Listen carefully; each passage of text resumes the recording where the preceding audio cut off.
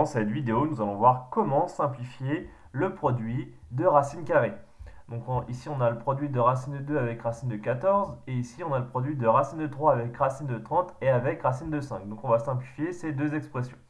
Donc la méthode, dans un produit, on cherche à associer les racines carrées d'un même nombre. Donc vous allez voir ce que ça veut dire juste avec l'exemple qui suit. Donc par exemple, racine de 2 fois racine de 14. Donc on va essayer de décomposer. Donc 2, on ne peut pas le décomposer plus.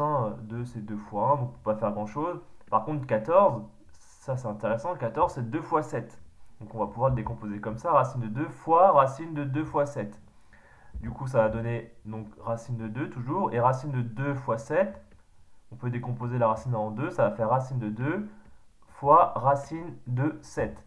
Et là, ça tombe bien puisqu'on a la racine carrée d'un même nombre. C'est ça qu'on voulait tout à l'heure. Racine carrée de 2 fois racine carrée de 2. Donc racine carrée de 2 fois racine de 2, ça fait racine de 2 au carré.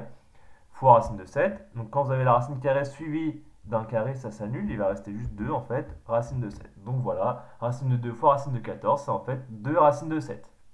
On fait la même chose avec la deuxième expression. Donc racine de 3 fois racine de 30 fois racine de 5.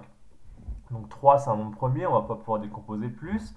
5 c'est un nombre premier aussi, on ne va pas pouvoir décomposer plus. Par contre 30 c'est dans la table de 3 et c'est dans la table de 5. Alors ça tombe bien, on va pouvoir simplifier du coup avec les deux.